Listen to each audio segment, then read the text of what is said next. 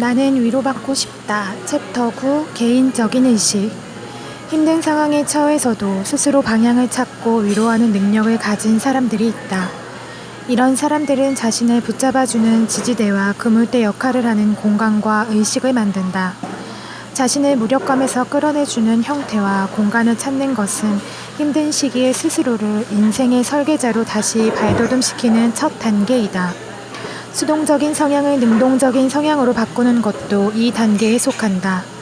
단순히 책을 읽는 것에 그치지 않고 직접 글을 쓰고 자신의 상상력에 날개를 달아주는 것은 대표적인 사례이다.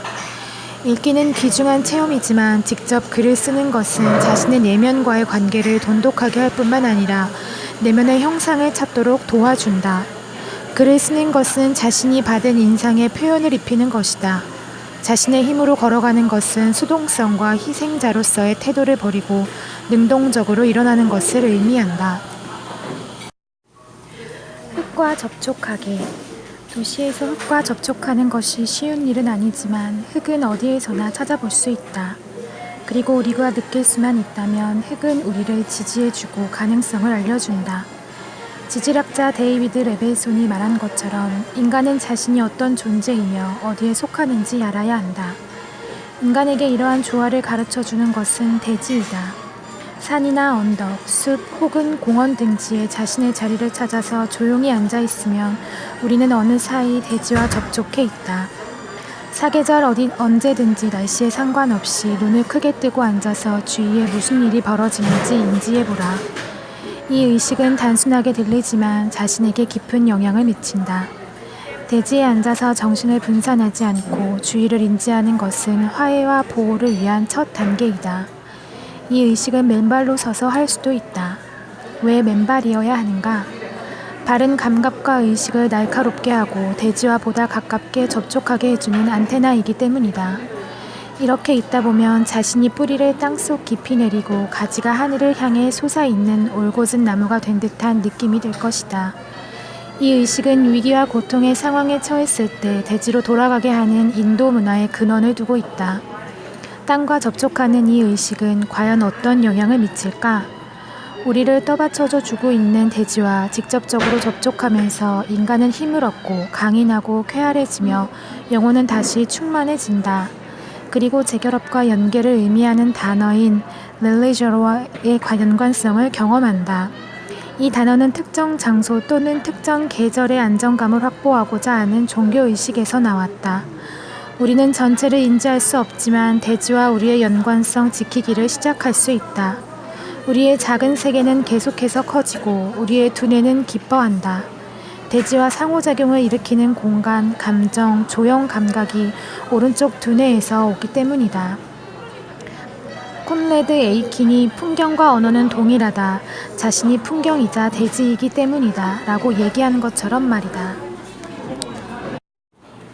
자신의 삶의 형상 부여하기. 이 장에서도 나는 고대의 이른바 자료로서의 삶의 책이라는 아주 오랜 문화를 상기시키고자 한다. 생각, 인용문, 대화 내용, 읽은 내용, 사건, 불쾌한 일, 중요한 일 등 자신에게 중요한 내용을 기록한 공책과 수첩이다. 자신이 경험하고 듣고 생각한 삶의 내용을 구체적인 물질로 구현한 것이 바로 삶의 책이다.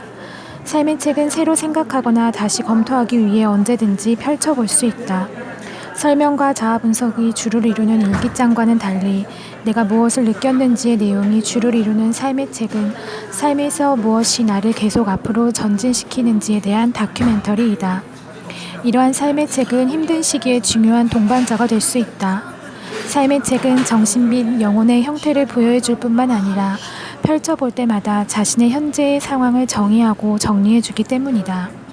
나는 다시 태어났으며 내게 역사가 있고 나는 이미 과거에도 위기를 극복했다는 인식은 나를 보다 자유롭게 무장해제시키며 유머러스할 수 있는 여유를 준다. 당시 나는 위기를 어떻게 극복하였는가? 나는 무엇으로 하여금 낙관적인 자세를 견지할 수 있었는가? 무엇이 나를 지켜주었는가? 자신의 길과 약점, 인생의 희노애락과 자기 자신을 어떻게 하면 더 잘 알게 될까? 예술가 에바 에펠리의 삶의 책 몇 권이 얼마 전에 바젤의 팅겔리 박물관에 전시된 바 있다. 자신의 삶의 형상을 부여하려는 그녀의 고군분투를 엿볼 수 있는 기록과 생각, 서신빛 소재의 재발굴이 아닐 수 없었다. 그녀의 삶의 책을 읽으면서 그녀가 자신의 삶을 어떻게 대면하였으며 그녀가 스스로를 어떻게 표현했고 자신의 삶에 어떠한 형태를 부여하였는지 알 수 있었다. 글을 쓰는 것은 자기 자신을 읽는 것을 의미한다고 막스 프리쉬는 말하였다. 이러한 의미에서 삶의 책을 쓰는 것은 자신과의 대화를 여는 것이라 할 수 있다. 자신의 말문을 닫지 않고 자신에 대해 자신에게 메시지를 보내는 것이다. 삶의 책 작성을 위해 필요한 것은 긴장을 풀고 열린 자세와 방해받지 않는 공간과 자신이 쓴 삶의 책에 대해 평가를 하지 않는 것이다.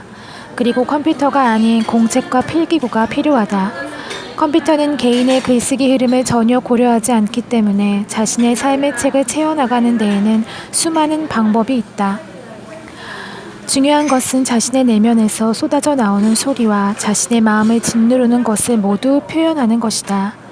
연상되는 것을 글로 쓰거나 이야기, 자서전적 글, 자아와의 대화, 시를 쓰면서 자유로이 자신을 표현하는 형태를 찾아보라. 자기를 표현하고 자신의 가슴을 가볍게 해주는 모든 것을 받아들인다면 무제한의 자유를 누리게 될 것이다. 발송하지 않는 편지.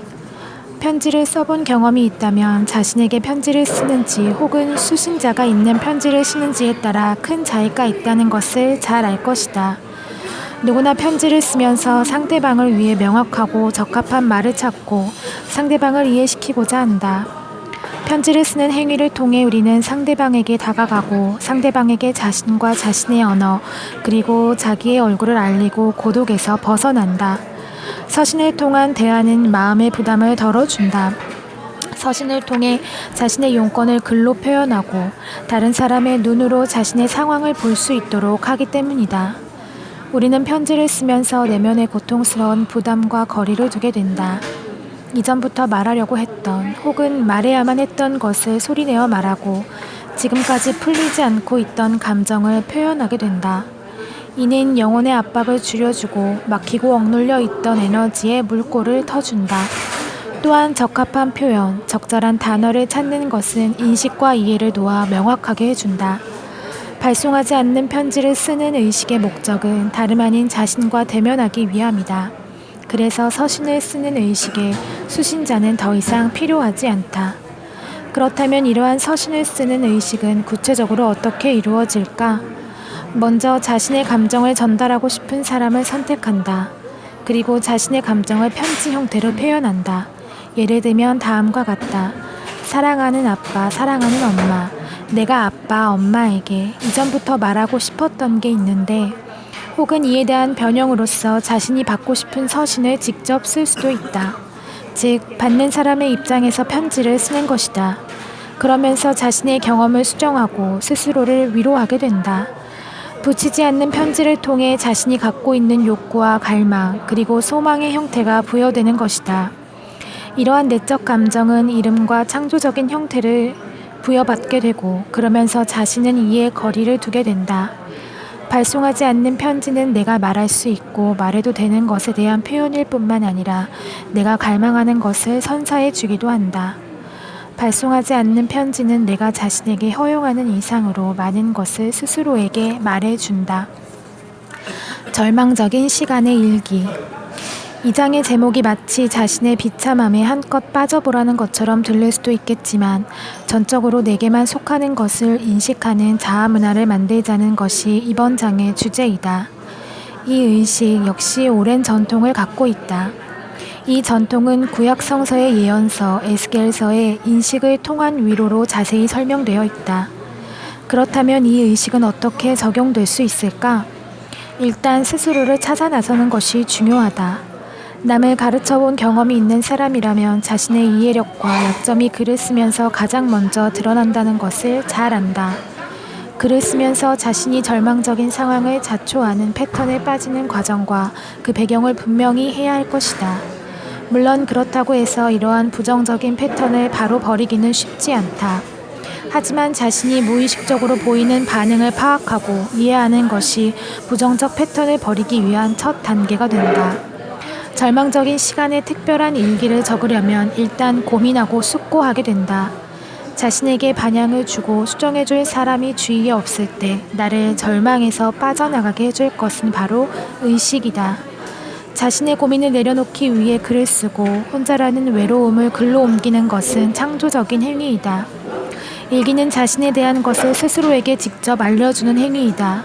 왜 일기를 써야 하는가? 고독감에 매몰되어 자신을 잃지 않기 위해, 어려움을 극복하기 위해, 자기 자신을 느끼기 위해. 물론 이러한 이유도 모두 맞다. 하지만 일기를 쓰는 것에는 그 이상의 무언가가 있다. 일기를 쓰면서 우리는 자신의 동반자가 된다.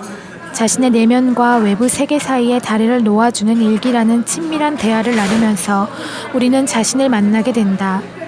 일기를 쓰면서 우리는 더 이상 방황하지 않는다. 우리는 일기를 쓰면서 자신을 찾게 되고 현재의 위치를 파악하기 때문이다. 한 의사는 부인에게조차 고백할 수 없는 것을 말할 수 있어서 일기는 약과도 같다고 말하기도 했다. 그리고 다른 누구도 내게 용기를 북돋아 주지 않을 때 우리는 일기를 쓰면서 스스로 용기를 북돋아 줄 수 있다. 특히나 절망적인 시간의 일기는 자신이 경험하고 행하였던 것을 단순히 전해주고 이야기해주는 것 이상의 역할을 한다. 그래서 일기는 경험에 수반되는 감정과 감각의 선을 따라가는 깊이를 증명해준다. 연대순으로 일어난 일의 정확한 기록이 아닌 행간의 의미를 짚어내는 것이 중요한 것이다. 즉, 실망과 슬픔의 이면에 숨겨진 것을 찾아내는 것이 중요하다. 글쓰기를 통해 자신을 더 많이 알아가는 일은 실로 놀랍기 그지없다. 예를 들어 버림받은 감정 이면에는 엄청난 분노가 숨겨져 있을 수 있으며 한 걸음 뒤로 물러나면서 분노 뒤에 숨겨져 있던 깊은 슬픔이 갑자기 드러날 수도 있다. 절망적인 시간의 일기는 자아 위로의 중요한 인식이 될 수 있다. 이를 통해 스스로를 성찰하고 자신을 평가하며 자기에게 구조 및 형태를 부여하고 자신을 보다 깊이 이해하게 된다. 이는 자기와 친숙해지고 화해하는 방법 중의 하나로서 스스로의 동반자가 되는 길이다.